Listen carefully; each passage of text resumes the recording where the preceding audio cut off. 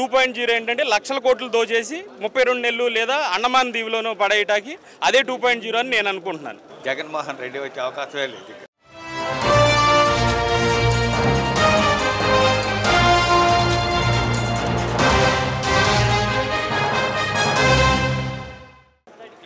మీ పేరు?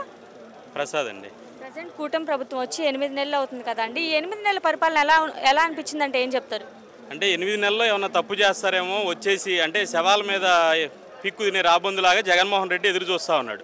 ఆ అవకాశం లేకోకుండా జగన్మోహన్ రెడ్డి అనే వ్యక్తి విమర్శించడానికి అవకాశం లేకుండా కూటమి ప్రభుత్వం పనిచేస్తుంది. ఇదే నిదర్శనం, ఇంకా చెప్పడానికి ఏముంటుంది. మరి రీసెంట్గా చూసుకుంటే చిరంజీవి గారు ఒక ఆడియో లాంచ్లో అన్నారు, ఇంట్లో అందరూ ఆడపిల్లలు అయిపోయారు, ఒక్క మగపిల్లడు ఉంటే బాగుండు అని చెప్పేసి అని అన్నారు కదా. దీనికి అపోజిషన్ వాళ్ళు ఏమంటున్నారంటే ఆడపిల్లల్ని ఎందుకు అంత చులకన చేసి మాట్లాడుతున్నారు, ఆడపిల్లలు ఎందులో తక్కువ అని చెప్పని అంటున్నారు కదా. చిరంజీవి గారు ఆడపిల్లలను తక్కువ చేసి ఏ విధంగా మాట్లాడాల, ఆయన చెప్పింది ఏంటంటే ఆయన లెగసీ కంటిన్యూ చేయడానికి ఒక మగపిల్లోడు ఉంటే బాగుంటుంది అనేది ఆయన సొంత అభిప్రాయాన్ని వ్యక్తపరిచారు. ఈ వైసీపీ 5 రూపాయల ఆర్టిస్టులకి ఏంటంటే ఏదో ఒకటి విమర్శించడానికి, ముఖ్యంగా మెగా ఫ్యామిలీని జనసేన పార్టీని విమర్శించడానికి రెడీగా ఉంటారు ఈ 5 రూపాయల ఆర్టిస్టులు. వాళ్ళు ఏదో చిరంజీవి గారు తప్పు మాట్లాడేశారు అన్నట్టుగా అంటున్నారు. ఇదే శ్యామల వైసీపీ అధికార ప్రతినిధి మాట్లాడింది, నిజంగా ఆడపిల్లల్ని ఆడవాళ్ళని ఉద్ధరించే ఉద్దేశం ఉంటే వాళ్ళ భర్త ₹1 కోటి మోసం చేశాడు అని చెప్పని ఒక ఆడ మనిషి ఆరోపణ చేసింది, వెళ్ళి ఆమెకి న్యాయం చేయమను. అలాగే జగన్మోహన్ రెడ్డి మీద వాళ్ళ తల్లి చెల్లి మాకు అన్యాయం జరిగింది అని చెప్పి రోజు మొత్తుకుంటున్నారు. వాళ్ళిద్దరికీ అన్యాయం చేయమను. అధికార ప్రతినిధిగా ఉంది కదా వైసీపీ పార్టీకి, వాళ్ళ గురించి మాట్లాడమను. చిరంజీవి గారు అన్నది కేవలం లెగసీ కంటిన్యూ చేయడానికి ఒక వారసుడు ఉంటే బాగుంటుంది అని. ఆయన వాళ్ళ చెల్లెలకి ₹1,00,00,000 కోకాపేటలో ఉన్నటువంటి స్థలాన్ని వాళ్ళ చెల్లెలకి ఇద్దరికి రాసిచ్చాడు. అలాంటి వ్యక్తి ఆడపిల్లలను తక్కువ చేయటమో స్త్రీలను విమర్శించడమో చేయడు. జగన్మోహన్ రెడ్డిని ఏమైనా విమర్శించాలంటే 100 కారణాలు ఉన్నాయి. వాళ్ళ చెల్లి రోజు పొద్దున్నే చెబుతూ ఉంది, వాళ్ళకి న్యాయం చేయమని చెప్పి కోరుకుంటున్నాను. జగన్ గారు మరి అంటున్నారు కదా 2.0 మా సత్తా ఏంటో చూపిస్తాము అని అంటున్నారు కదా. ఏం లేదు, 1.0లో వేల కోట్లు దోచేసాడు రాష్ట్రంలో, 16 నెలలు జైల్లో చెప్పకూడదు అన్నాడు.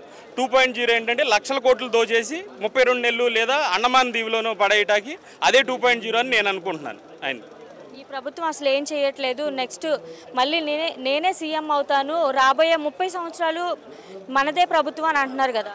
అసెంబ్లీలోకి వచ్చి ప్రజల పక్షాన ఏదైనా సమస్యలు ఉంటే మాట్లాడమంటేనే పారిపోయి బెంగళూరు ప్యాలెస్లో దాక్కున్నటువంటి వ్యక్తి ఇప్పుడు ఈ ప్రభుత్వం ఏం చేయట్లేదు నేనే వస్తానని చెప్పి పగటికల్లగా అంటున్నాడు. అధికారంలో ఉన్న 5 సంవత్సరాలు తాడేపల్లి కొంపలో పడుకుంటమే పనిచేశాడు. బయటకు వచ్చి ఏ రోజు మాట్లాడినా కూడా పరదాలు కట్టుకుంటాం, హెలికాప్టర్లో వెళ్ళటం. ఈయన ప్రజల్ని ఉద్ధరిస్తాడు అని చెప్పంటే ఎవరు నమ్ముతారో? ఒక్క అవకాశం అన్నారో ఇచ్చారో, రాష్ట్రాన్ని సర్వనాశనం చేసాడు. ఇంకొక అవకాశం చచ్చిన ఆంధ్ర రాష్ట్ర ప్రజలు ఎవరు? ఆయన చేసినటువంటి ఈ అప్పుల్ని వీటిలన్నింటినీ సరిచేయటానికి కూటమి ప్రభుత్వానికి టైం పడుతుంది. ఈ సరి చేసిన తర్వాత తప్పకుండా ఆంధ్ర రాష్ట్రం నెంబర్ 1 స్థానంలో నిలబెడుతుంది కూటమి ప్రభుత్వం. వల్లభనేని వంశీని అరెస్ట్ చేశారు కదా, అంటే దీని మీద మీ అభిప్రాయం ఏంటి? తప్పు చేసిన వాళ్ళు ఎవరినైనా అరెస్ట్ చేయడంలో తప్పే లేదు. ఎందుకంటే వల్లభనేని వంశీని ఏమి రాజకీయ కక్ష సాధింపు చర్యలో భాగంగా అరెస్ట్ చేయాల. ఆయన చేసినటువంటి తప్పు, ఆయన మీద కంప్లైంట్ పెట్టినటువంటి వ్యక్తిని బెదిరించి కిడ్నాప్ చేశారు. అరెస్ట్ చేయక ఏం చేస్తారు? తీసుకెళ్ళి ఉన్న దానిలో అసెంబ్లీలో కూర్చోబెట్టి సన్మానాలు ఏం చేయరుగా. తప్పు చేశాడు. అలాగే గతంలో అధికార మదంతో జగన్మోహన్ రెడ్డి అండతో చేయకూడని మాటలు మాట్లాడాడు. రాజకీయంగా విమర్శించవచ్చు తప్పు చేసే, కానీ వ్యక్తిగత దోషులు భువనేశ్వరి గారిని వ్యక్తిగత దోషం చేశాడు. అరెస్ట్ చేయడంలో తప్పు లేదు, ఆయనకి శిక్ష కూడా పడాలని కోరుకుంటున్నాను. అపోజిషన్ వాళ్ళు ఏమంటున్నారంటే ఈ ప్రభుత్వం అధికారాన్ని అడ్డం పెట్టుకొని మా మీద కక్ష రాజకీయాలు చేస్తుంది, మా మీద అక్రమంగా కేసులు పెడుతుంది, మమ్మల్ని అనవసరంగా ఇలా లాగుతున్నారు అని చెప్పని అంటున్నారు కదా. అట్లా అనుకుంటే వైసీపీ పార్టీలో ఉన్నటువంటి 90% 420లే. అంటే వీళ్ళు ఏదో ఒక తప్పు పనులు చేసి హత్య రాజకీయాలు చేసి తప్పులు చేసినటువంటి వ్యక్తులే ఉన్నారు. వీళ్ళందరినీ కూడా లోపలేయాలి. కూటమి ప్రభుత్వం ఏ విధమైన వ్యక్తిగత కక్ష సాధింపు చర్యలు చేయదు. తప్పు చేసినటువంటి వ్యక్తినే తీసుకెళ్తుంది. అలా అనుకుంటే ఫస్ట్ వేయాల్సింది జగన్మోహన్ రెడ్డిని. ఎందుకంటే 70-80 సంవత్సరాల వ్యక్తిని ఏ తప్పు చేయకోకుండా రాజమండ్రి సెంట్రల్ జైల్లో కూర్చోబెట్టాడు. అలాంటి వ్యక్తిని ఫస్ట్ జగన్మోహన్ రెడ్డి చేయాలి. చేయలేదు కదా. కాబట్టి కూటమి ప్రభుత్వం కక్ష సాధింపు చర్య అనేది చెయ్యదు. తప్పు చేసిన వాళ్ళు మాత్రమే శిక్షిస్తుంది. మరి ఈ ప్రభుత్వం ప్రజల దగ్గర దోచుకుంటుంది అని అంటున్నారు కదా. ఏముండిచ్చాడు అసలు దోచుకుంటాకి? జగన్మోహన్ రెడ్డి ప్రజల దగ్గర ఏమన్నా సొమ్ము ఏమన్నా ఉండిచ్చాడా? రాష్ట్రాన్ని మొత్తం గన్లు ఇసుక మట్టి గిట్టి మొత్తాన్ని దోచేశాడు. ఇంక ఈ కూటమి ప్రభుత్వం ఏం దోచుకుంటుంది? కూటమి ప్రభుత్వం అనేది ప్రజల పక్షాన్ని నిలబడి పోరాడింది ఈ గతంలో.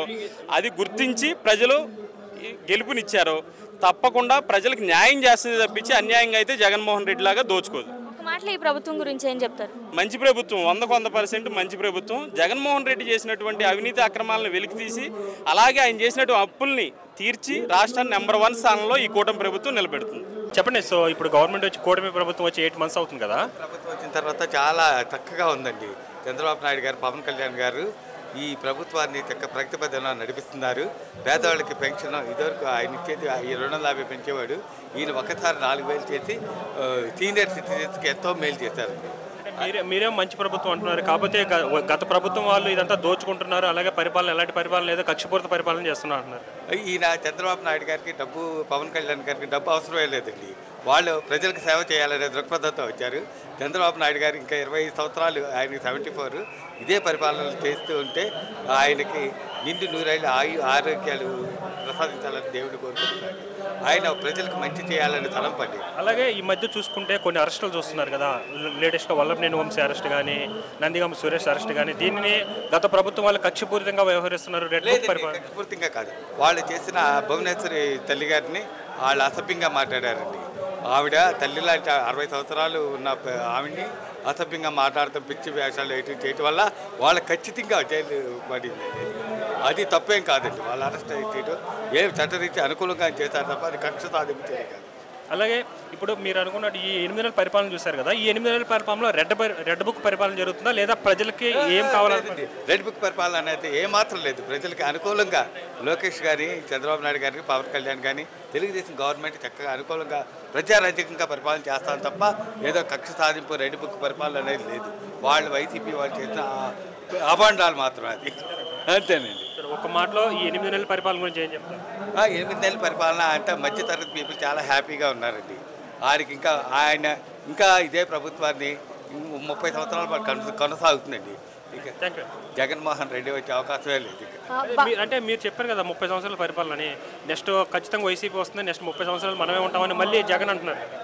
30 సంవత్సరాలు జగన్ అనేది ఆయన రాత్రిపూట పగటి కళ్ళండి. ఆయన 500 కోట్లు పెట్టి ప్యాలెస్ కట్టించుకున్నారు. పేద ప్రజలు డబ్బు దోసేశాడండి. అదే కేజ్రీవాల్ శేషమహల్ కట్టేసి లిక్కర్ స్కామ్లో అవినీతి చేసినందువల్ల ప్రజలు చీపురు పెట్టి కొట్టేశారు. అలాగే ఈయన కూడా ప్రజల డబ్బు మోసం చేసి బట్టన్ నొక్కి జిమ్మికిలు చేసి 500 కోట్లు పెట్టి అక్కడ ప్యాలెస్ కట్టుకోవడం, పేద ప్రజల డబ్బు, అది పచ్చి మోసం.